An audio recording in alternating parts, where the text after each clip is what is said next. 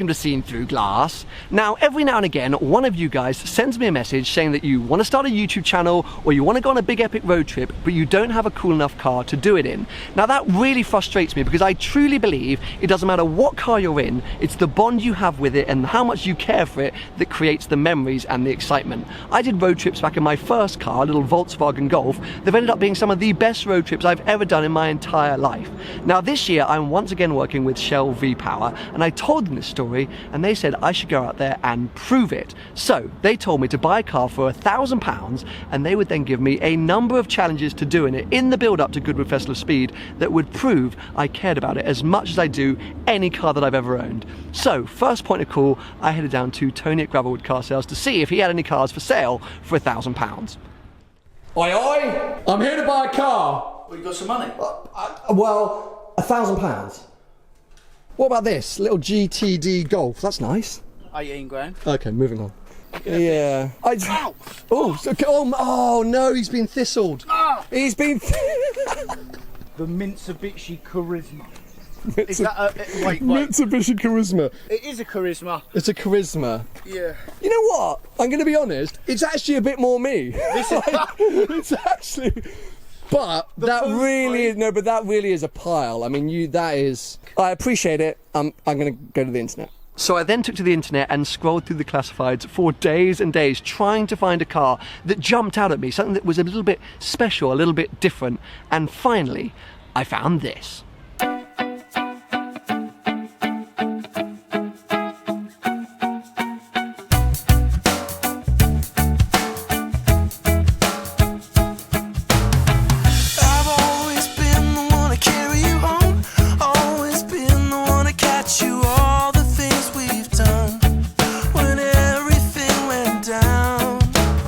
Now I know what you're thinking, and no, I have not gone mad. I have genuinely bought a Volvo. This is my 1999 Volvo V70 2.5. That's pretty much all I know about the car. It's done just under 167,000 miles, and the main reason I chose it is because of the paintwork. It's dark green, and regular viewers of the channel will know that ever since I wrapped my Cayman dark green, I've become obsessed with the colour. Now you could argue for £1,000 there are sportier, potentially more fun cars that you could buy, but I disagree, and anyway, I don't care about that. What I look for in a car is its quirkiness, and this car is the epitome of quirky. It's a box on wheels, and when I was growing up, this was the car that all of my friends' dads drove. It reminds me of my childhood years. I want to listen to some Sum 41 or Limp Bizkit and watch an American Pie marathon. And you know what? Memories and emotion is a big part of forming a bond and caring about a car. So I think I found a winner, and I think this is going to be the perfect mobile to take on any challenges that Shell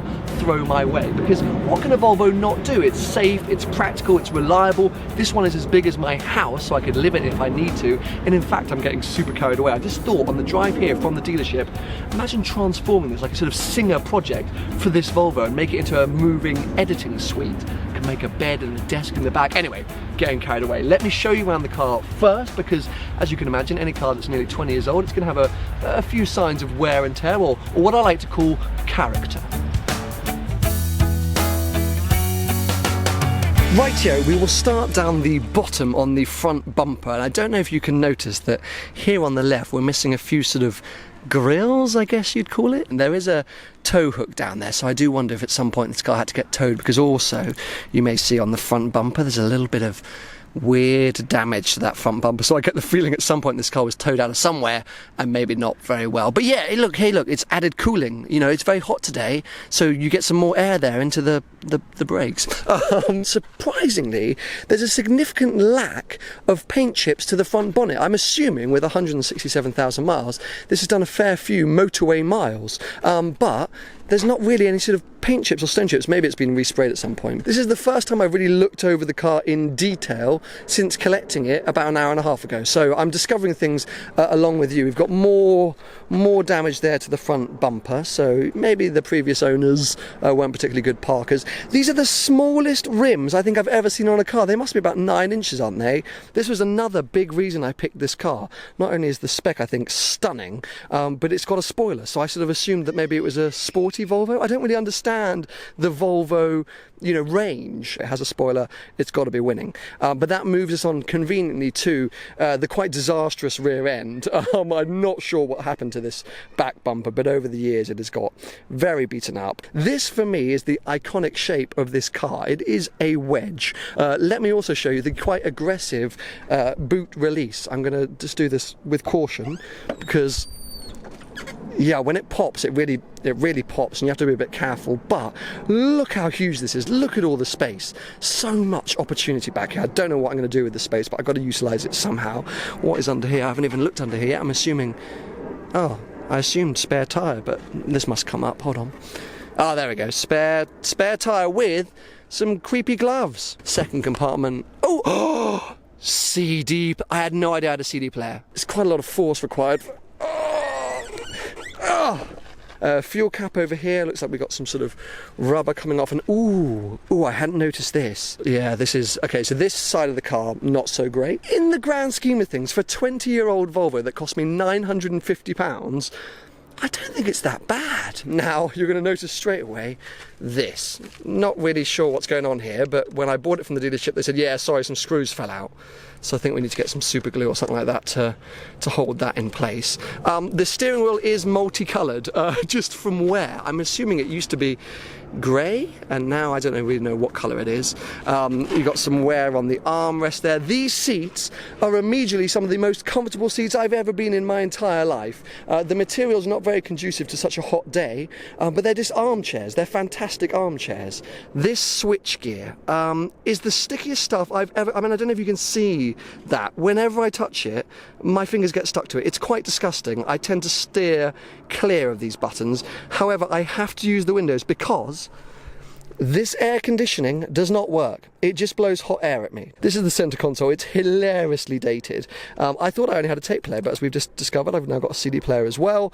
These old dials are amazing. There you go. There's the mileage. 166,621. Automatic gearbox. Now, Volvo experts help me. What is this? SEW. And what's shift lock override? Loads of cubby holes. We've got glove boxes and cubby holes here. I've already sort of powered through some water over there.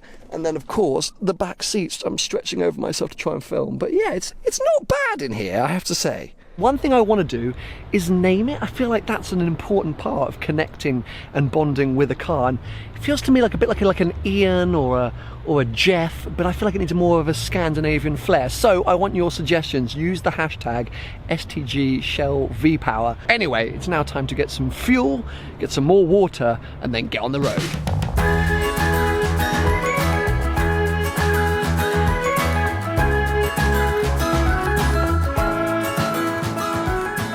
Now, a little bit of nerdy information for you. Last year when I was working with Shell, we did the live broadcast from Le Mans, and I spoke to one of their fuel scientists, and I always thought the V-Power was all about added performance, but he explained that it also helps sort of clean up engines, get rid of the muck and grime that builds up over the years. So theoretically, putting a full tank of V-Power in the V70 should give it a new lease of life.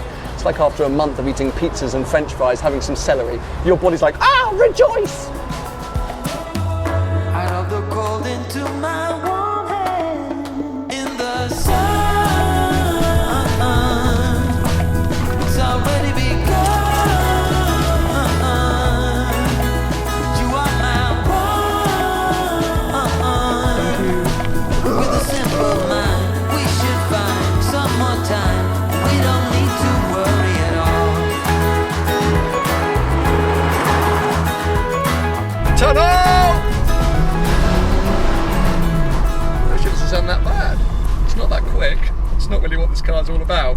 I've been a little bit loath to push this thing since I collected it from the dealership because it had like less than a quarter of a tank and God knows how long it's been sat on the forecourt. But now we've got a full tank of fuel. The engine is breathing healthily once again. We are ready to rock and roll. I have no idea how much horsepower this thing has. Not that I think it's very important. It's a cruiser, isn't it? And that's what it feels like.